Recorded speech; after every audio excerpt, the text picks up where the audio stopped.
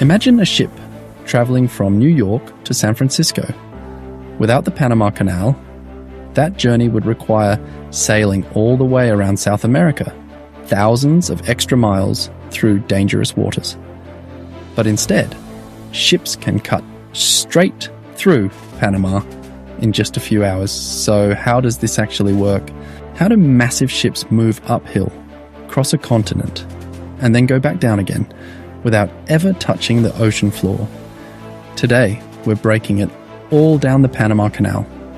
Explained simply, clearly, and better than you probably learned in school. Welcome back to All About Panama. Today, we're diving into one of the greatest engineering achievements in human history. By the end of this video, you'll understand exactly how the canal works and why it changed global trade forever. Before the canal existed, ships had one option: go around the southern tip of South America. That route was long, dangerous, expensive. Sailors had to pass through the Drake Passage, one of the roughest seas on Earth. So for centuries, people dreamed of a shortcut, a way to connect the Atlantic and Pacific Oceans. Panama, the narrowest point between the two, became the perfect location. At first, the idea seemed simple: just dig a canal from one ocean to the other. But there was a problem. Panama is not flat. It has mountains, dense jungle, rivers that flood. So engineers realized something important. You couldn't just cut a sea-level canal. Instead, they designed something revolutionary: a system of locks that would lift ships up, carry them across, and lower them back down. Here's where it gets fascinating. The Panama Canal works like a giant water elevator. When a ship enters a lock, gates are close behind it. Water flows in from a higher level. The ship rises as the water level rises. Step by step, the ship is lifted about 85 feet above sea level.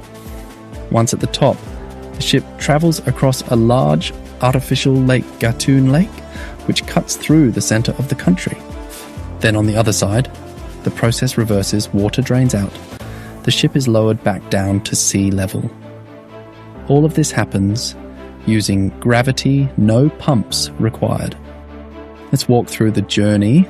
A ship entering from the Atlantic side passes through the Gatun locks, rising in stages, travels across Gatun Lake, moves through the narrow Culebra Cut, carved through the mountains, then enters the Pedro Miguel and Miraflores locks, descending back down.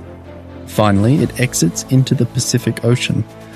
The entire trip takes about 8 to 10 hours. What used to take weeks or even months now takes a single day.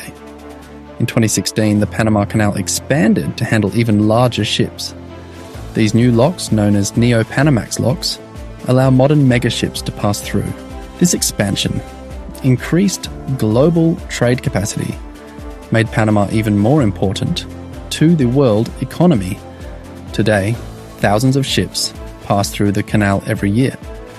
The Panama Canal isn't just history, it's essential. It connects global trade routes, saves time and fuel, keeps goods moving efficiently around the world. Everything from cars to electronics to food passes through this narrow strip of land. Without the canal, global trade would be slower, more expensive, and far less efficient. Here's something many people don't know. The canal depends entirely on fresh water. Every time a ship passes through, millions of gallons of water are used. That water comes from rainfall, and that's why Panama's environment is so important. No rain means no canal. When you step back and think about it, the Panama Canal is more than a shortcut. It's a solution to geography, a masterpiece of engineering, a system that still works over 100 years later, and it continues to adapt to the modern world. Now you know how ships cross an entire continent without ever leaving the water. If this made the Panama Canal finally make sense, subscribe to All About Panama for more fascinating insights. Stay curious, and we'll see you next time.